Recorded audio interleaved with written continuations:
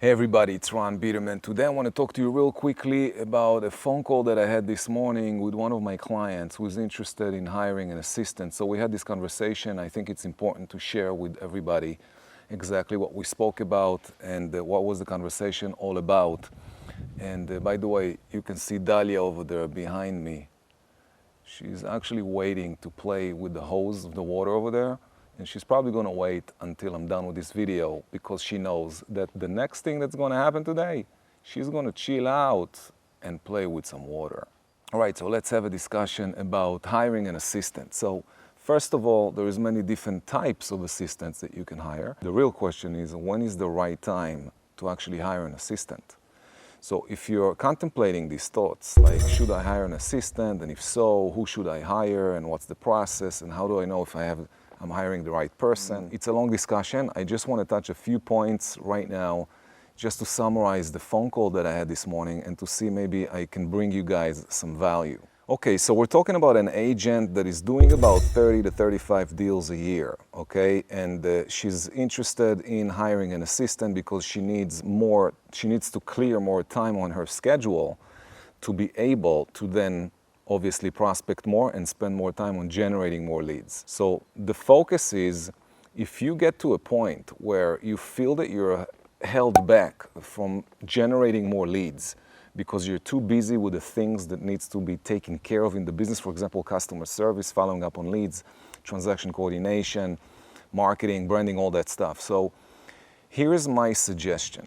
When you get to do about 25 transactions a year, when you get to that point by yourself on your own, I'm not talking about with other agents, just you, going out there hustling, getting 20, 25 listings, getting them sold. So you're doing about 20, 25 transactions a year by yourself. At that point, you should contemplate hiring an assistant to help you. So the first couple of things that you really need your assistant to do is, number one, to remove from your schedule certain things so that you can then go and do what needs to be done, which is really prospecting and generating leads. So you want to get in front of people, face-to-face with people, over the phone, meeting with them, prospecting, calling for sale by owners, expired listings, calling your center of influence, calling your database, and obviously reaching out to, seeking for sellers leads. And while you do all that stuff, your phone is ringing, you're getting emails, there's stuff going on, and you're always worried about, should I check my emails? Should I just, return a phone call, etc. So the most important thing to understand is, what do you need an assistant for?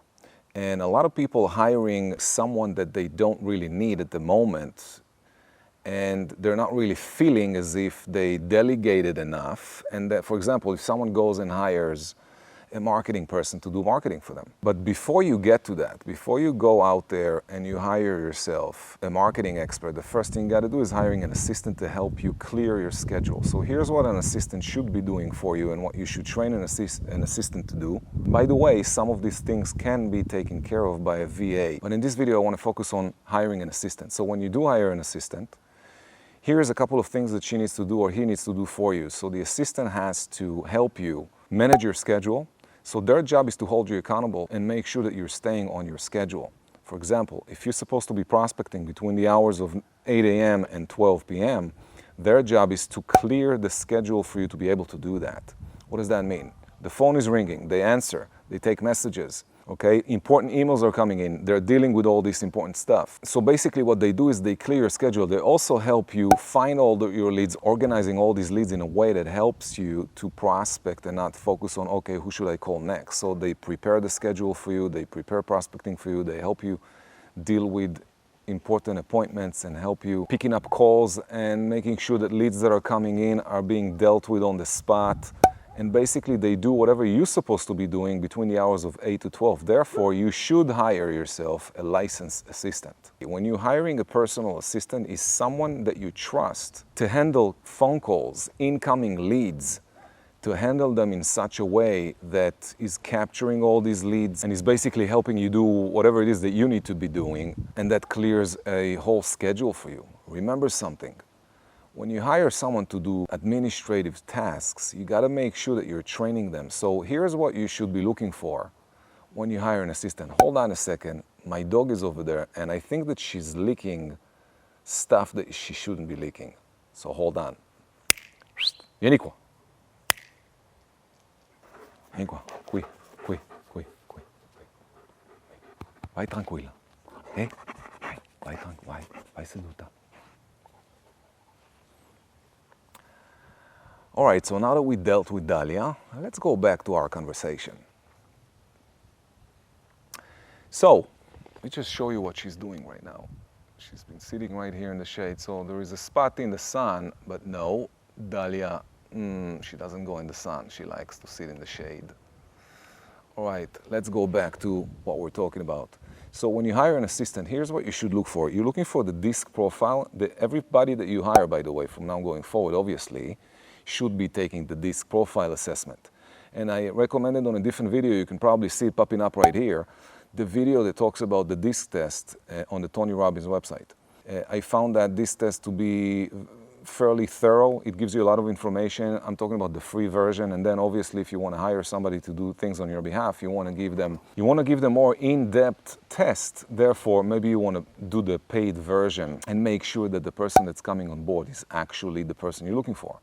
Now, you're looking on the DISC profile, you're looking for a high C, high conscientious, and high S, which is steady. So you're looking for steady conscientious, which is also known as the amiable analytical. That's what you're looking for. You're not looking for someone to be super driver. You're not looking for anything like that. They can also have a mid-level I, which is the influencer. You want to make sure that they have a CS profile or SC profile with a mid-level of I. That's what you're looking for under the DISC profile. So obviously every single person that you're interviewing has to take the DISC assessment. Once they take it, you see the results. If it fits, you go into a discussion about whatever it is that you need to talk, salary, benefits, etc. Now, obviously, it's always good to hire someone full-time because you're going to get probably better quality of people. But you could also start part-time, and you could maybe start part-time with another agent that fits the DISC profile. So the DISC profile is always the first layer. If they pass the DISC profile assessment profile, if they match the profile, then you go in and you're starting to have discussions. So you could probably hire someone part-time at the beginning. I would talk about 4 hours a day, more or less, just to clear the time of prospecting for you and take care of all the rest of the stuff that needs to happen during these hours. So you're not busy in your mind while you're prospecting. Now, obviously, and I recommend in other videos, you should have someone to do your transaction coordination. So a TC is someone that you can hire from the outside. You should pay per deal at the beginning stage until you really do a big volume. I'm talking 75, 100 deals a year. There's really no reason to hire a transaction coordinator full-time or part-time. You can just do that with a freelance transaction coordinator, and I have a phenomenal person for you. So if you want me to hook you up, just scroll down and contact me. Okay, so we covered the DISC profile. You're looking for SC or CS profile with a mid-level I. The D should be low.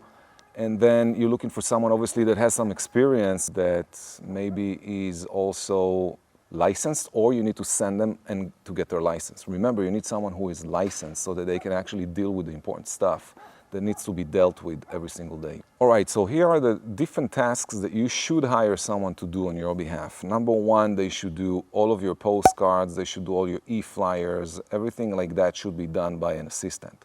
But before you get to all that stuff, the first thing you really want them to do is research and find leads for you to call. So if you're hooked up on services like, for example, the RedX or LendVoice or any one of those companies that give you leads every morning for sale by owner, expired listings, just listed, just sold, geographical farming and all that stuff, that's what you should be focused on. Obviously, you should have a database, so the assistant should help you also build your database. Every lead coming in through your funnel goes directly into your database, and the database starts to feed emails, newsletters, hard copy mail, postcards, and all that stuff has to start going out to all of your prospects. Every single person you meet needs to go into the database. So obviously, your assistant should be in making sure that the system works. So building the system, helping you to build the system, creating tools, booking showing appointments. Remember, showing appointments, some of you guys are spending hours trying to reach out to an agent that never returns your phone calls, which makes no sense. There's a lot of agents out there. You call them to, hey, hi, Charlie, it's Ron Biederman from XYZ Realty. I want to show that you're listing tomorrow at 2 p.m.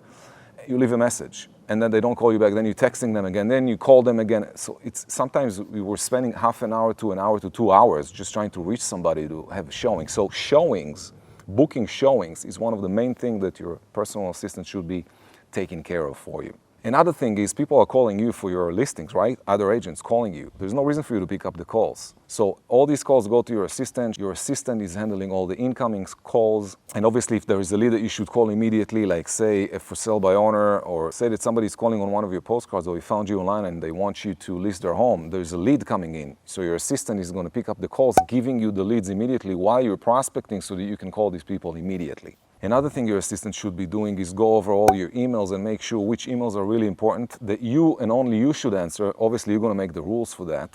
But if your assistant is giving you an email and says, hey, there's something urgent over here that you should take care of, then obviously you're jumping on it when you're done prospecting. But your assistant's job is to protect your schedule. That is the real main job. Why should you hire someone to protect your schedule? Because you're not doing it. I'm talking to a lot of different agents, I'm coaching a lot of agents, and I tell you right now, the majority of agents don't have the discipline to hold themselves from calling someone like there is an urgency, I have to get on the phone and call the seller and see what's going on. Dude, it's 9:45, you should be prospecting right now. You want to hire someone who is strong enough to stand firm and hold you accountable. Okay, that's another thing that's important. So we're talking about a lot of different things over here, and obviously the discussion is longer than what we are capable of putting in one video over here.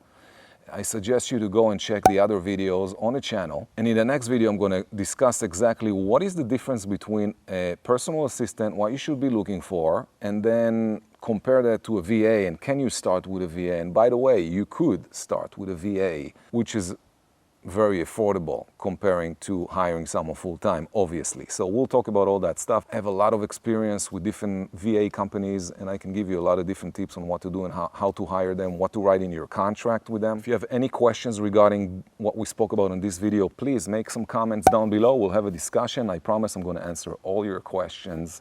That's a promise. And I'm going to see you guys in my next video. Hey, before we finish this video, remember, go up here and subscribe to the channel.